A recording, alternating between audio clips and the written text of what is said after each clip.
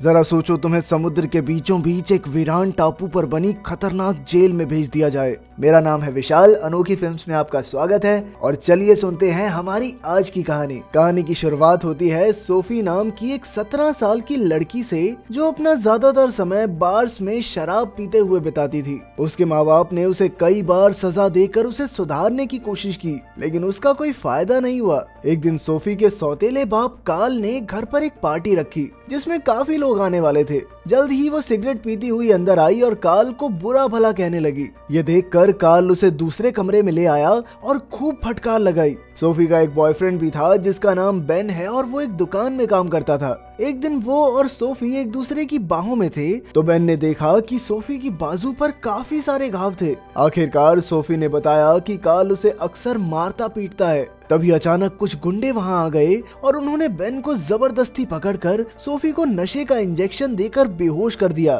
फिर वो सोफी को अगवा करके वहां से भाग निकले। असल में लोग गुंडे नहीं थे, बल्कि नशे की गिरफ्त में फंसे हुए लोगों को सुधारने का काम करते थे। शाम को बेन सोफी के माँ बाप से मिला तो उसे पता चला कि सोफी 1 साल के लिए कैंप में जा रही है, जहाँ उसकी सारी बुरी आदतें दूर करके उसे एक बेहतर इंसान बनाया जाएगा। उधर सोफी की आंख खुली तो उसने देखा कि वो एक कश्ती पर थी जिसमें 2 और लड़के थे जिन्हें उसकी ही तरह उनके माँ बाप ने कैंप में भेजा था। वो तीनों डॉक्टर नॉर्मन के कैंप में जा रहे थे जो फिजी के एक टापू पर था। जब वो कश्ती से उतरे तो सिक्योरिटी गार्ड लोगन उन्हें लेने आया। उसने उन तीनों के पैरों में सेंसर वाली बेड़ियां पहना दी ताकि अगर वो यहाँ से भागने की कोशिश करें तो पकड़े जाएं। वैसे अगर वो कैंप से भाग भी गए तो ज्यादा दूर तक नहीं जा सकते, क्योंकि वो एक आइलैंड पर थे जो हर तरफ से समुद्र से घिरा हुआ था। इसके बाद लोगन ने उन सबको यहाँ के रूल समझाए और कहा कि जितना जल्दी वो उन्हें मान ले उतना जल्दी घर जा सकते हैं। फिर उसने तीनों को किनारे पर पड़ी चट्टानों से बांधकर पूरी रात वहीं छोड़ दिया।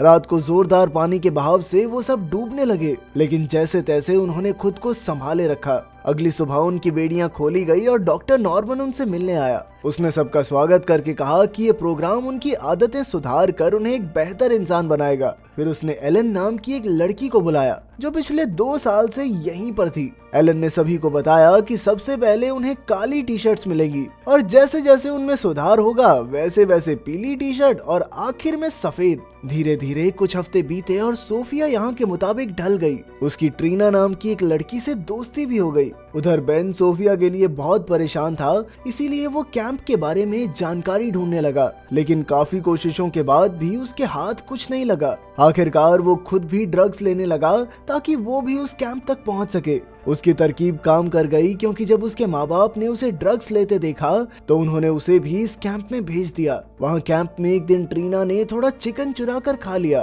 पर बदकिस्मती से लोगन ने उसे रंगे हाथों पकड़ लिया। ट्रीना ने उससे माफी मांगी तो लोगन ने कहा कि उसे माफी एक ही शर्त पर मिल सकती है, इसके लिए उसे लोगन के साथ रात गुजारनी होगी। ये कहकर लोगन उसके करीब आया। बेचारी ट्रीना चुप रही, क्योंकि वो वहाँ से जल्द निकलना चाहती थी। उस रात अचानक समुद्र में जोरदार तूफान आया जिससे सभी बच्चों के टेंट उड़ गए। अगली सुबह ट्रीना को ब्लैक टी शर्ट्स का लीडर बनाया गया और उसने सभी लड़कियों को टेंट फिर से लगाने का हुक्म दिया। काफी समय तक मेहनत करने के बाद सोफी थककर आराम करने लगी, लेकिन ट्रीना तुरंत उस पर भड़क उठी, क्योंकि सोफी की वजह से पूरे ग्रुप को सजा मिल सकती थी। पर जब सोफी नहीं मानी तो ट्रीना ने सभी लड़कियों को उसे पीटने का हुक्म दे दिया। बाद में उन सब ने सोफी को कपड़े उतार कर एक ठंडे कमरे में बंद कर दिया। फिर अगले दिन डॉक्टर नॉर्मन ने सोफी को बुलाकर दूध और कुछ बिस्कुट दिए और उसे अपने गहरे राज खोलने को कहा, लेकिन सोफी गुस्से से तिलमिला उठी और कहा कि ये बेकार से खेल मुझ पर काम नहीं करेंगे।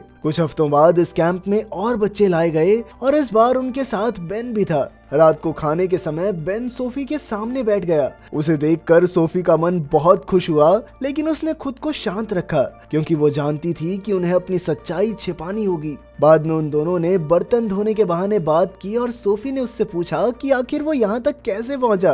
बेन का अपने लिए प्यार देखकर सोफी की आंखें भर आई। बेन ने उसे भरोसा दिलाया कि वो जल्द ही यहाँ से भाग निकलेंगे। फिर जाने से पहले बेन ने अपनी जेब में एक कांटा छिपा लिया, क्योंकि उसके दिमाग में कुछ ना कुछ तो चल रहा था। असल में वो कांटे के इस्तेमाल से अपने पैरों में लगी सेंसर वाली बेड़ियां निकालने वाला था। फिर अगली सुबह जब सभी लड़के समुद्र किनारे जॉगिंग करने निकले तो बेन ने वहाँ पर एक मछुआरे की बोट देखी। शाम को डॉक्टर नॉर्मन ने सबको इकट्ठा करके ट्रीना को येलो टी शर्ट देकर कहा कि उसमें सुधार हो रहा है, लेकिन असल में तो ये सब लोगन की वजह से हुआ था, क्योंकि उसने ही डॉक्टर नॉर्मन के सामने ट्रीना की तारीफ की थी। लेकिन अब उसके मन में ट्रीना का इस्तेमाल करने की लालसा और बढ़ गई। खैर जैसे जैसे दिन बीते तो बेन ने भागने के लिए पूरे कैंप का मुआयना किया। उसने देखा कि डॉक्टर नॉर्मन अपनी बहन रोंडा के साथ कंट्रोल रूम में बैठा था। जल्द ही उसने कांटे की मदद से पैरों में लगे सेंसर्स को हटाने का तरीका भी सीख लिया। एक दिन जब डॉक्टर नॉर्मन आइलैंड छोड़कर कहीं गया हुआ था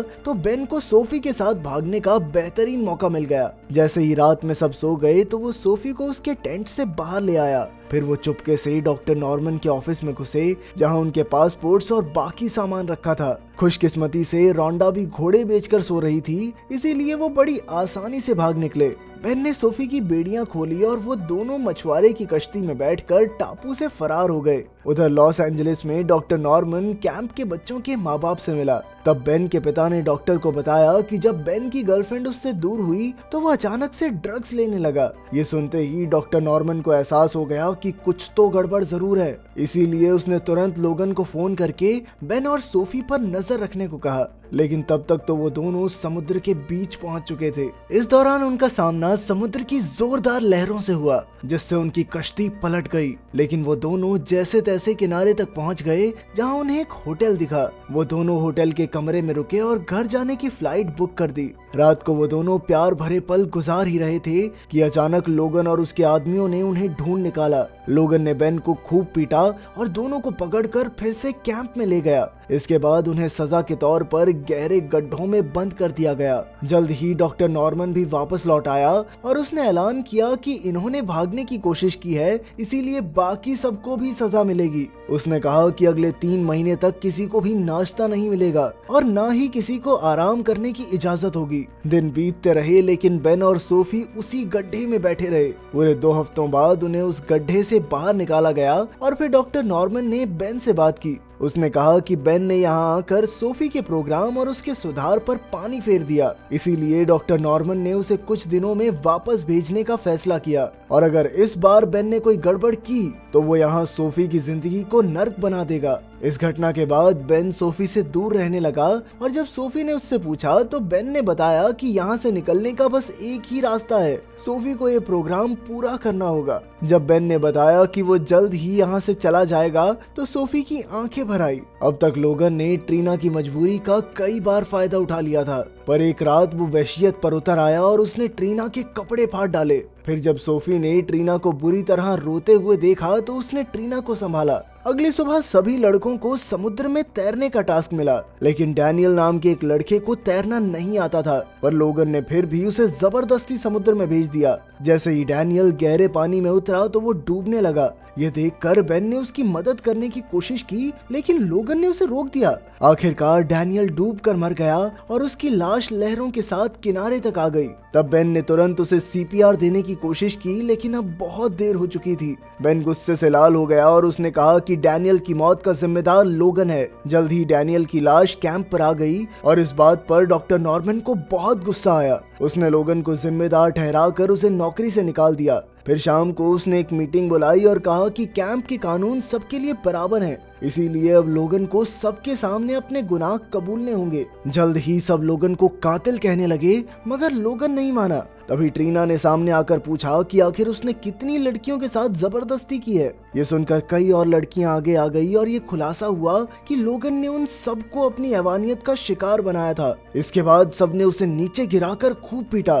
तभी बेन ने उन सबको बताया कि डॉक्टर नॉर्मन के कैंप में ये पहली मौत नहीं है। बेन ने कहा कि यहाँ के कानून सिर्फ बच्चों पर अत्याचार करने के लिए बने हैं और ना कि उन्हें सुधारने के लिए। उसने सबको विश्वास दिलाया कि ये कोई प्रोग्राम नहीं बल्कि एक जेल है और उन्हें इसे पूरी तरह तबाह कर देना चाहिए। उसकी बातें सुनकर सभी भड़क उठे और उन्होंने पूरे कैंप में आग लगा दी। अब तो रोंडा ने भी अपने भाई का साथ छोड़ दिया। इसी बीच लोगन ने गाड़ी में भागने की कोशिश की, लेकिन बच्चों ने उसकी गाड़ी आग लगी हुई झोपड़ी में धकेल दी और लोगन वहीं जलकर राख हो गया। तभी डॉक्टर नॉर्मन ने उन्हें अपनी बंदूक से डराने की कोशिश की, लेकिन रोंडा गुंडा ने पहले ही बंदूक से गोलियां निकाल दी थी। जल्द ही सब ने डॉक्टर नॉर्मन को पकड़कर गड्ढे में बंद कर दिया और पुलिस को खबर कर दी ताकि उसे जल्द से जल्द जेल हो जाए। इसके बाद वो सब समुद्र में तैरकर आगे बढ़ गए क्योंकि अब उन्हें असली आजादी मिल गई थी। अगर वीडियो पसंद आई तो लाइक कर देना, चैनल को सब्सक्राइब कर देना। मिलते हैं अगली वीडियो में।